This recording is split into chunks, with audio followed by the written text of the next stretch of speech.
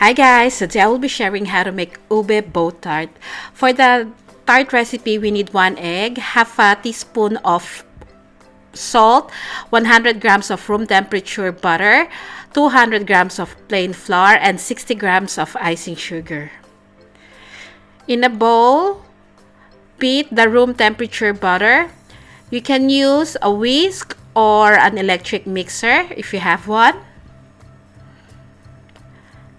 Add the icing sugar and continue mixing this until the sugar and the butter is well combined.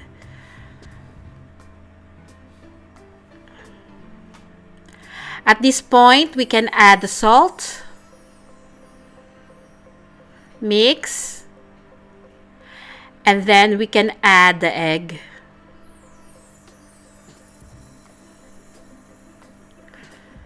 Continue mixing.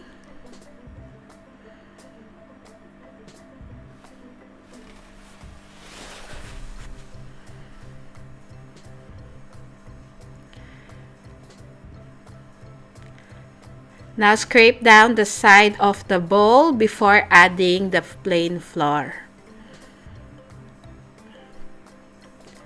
Using a spatula, mix the batter or the dough.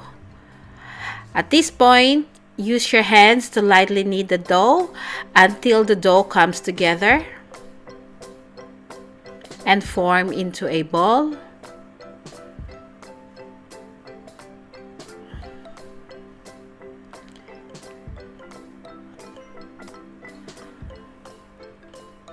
Cover the dough with cling wrap and let this rest in the fridge for at least 30 minutes.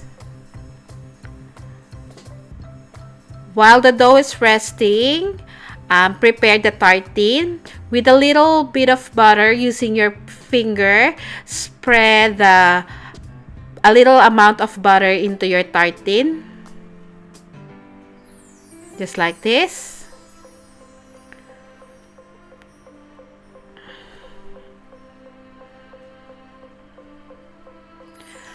So after about 30 minutes, the dough is ready.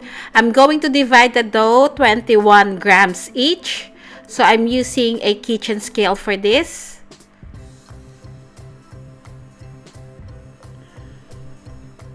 At this point, preheat your oven at 160 degrees. So this dough makes about 19 tarts. So roll the dough into a ball. I've got plain flour on the side. Roll the dough into the flour, not a lot. Then using your finger, spread the dough into the tartine evenly.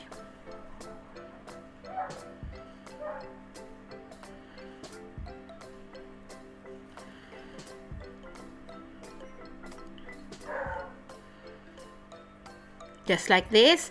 So again, roll the dough into a ball. Roll the dough into the plain flour and tap the excess flour. Then evenly distribute the dough into the tartine.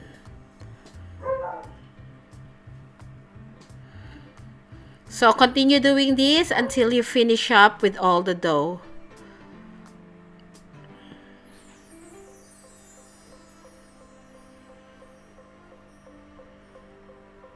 Then, before baking the tartine, using a fork, prick some holes into the dough, just like this. And then we're going to bake this in a preheated oven at 160 degrees Celsius for about 20 to 25 minutes or until the side of the tart shell is golden brown. The golden brown it is, the better for the tart.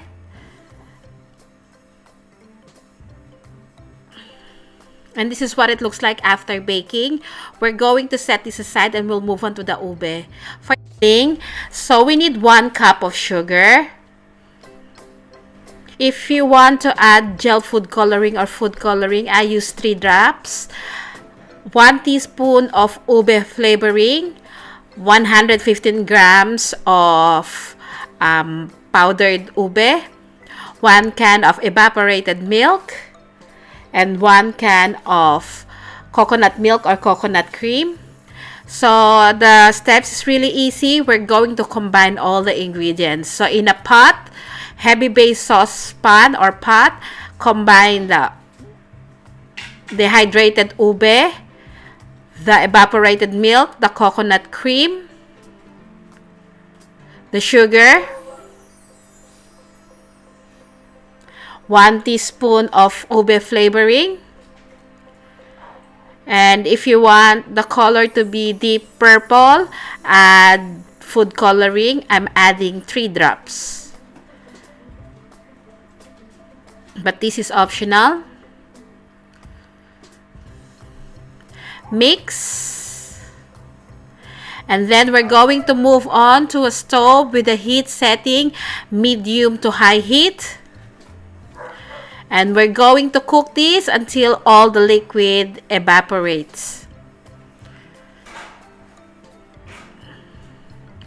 What we're looking for is for the ube to coat the bottom of the pan.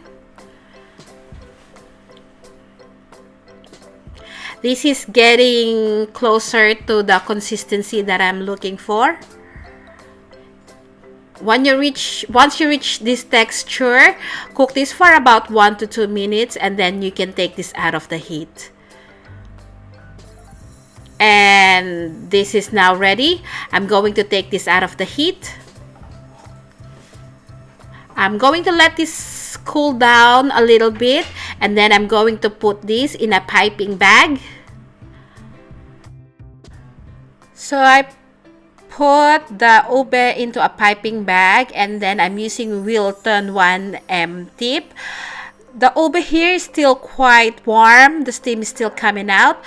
So here I'm doing a continuous swirl just to put a little bit of decoration to the ube. You can pipe the ube any way you like. So here I've got a heart plunger. So that's cheddar cheese. So I'm adding cheddar cheese into the ube.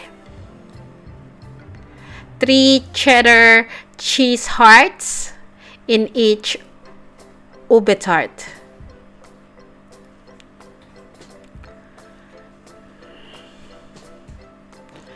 That's optional. And this is the finished product. I hope you do give this a try. This is so easy to make, and I can guarantee that this is really good. You're going to love this. It is not very sweet. Thank you so much for watching, and I'll see you again next week. And just to show you what it looks like when you cut or bite into the tart. Thanks again, and I'll see you again next week. Bye!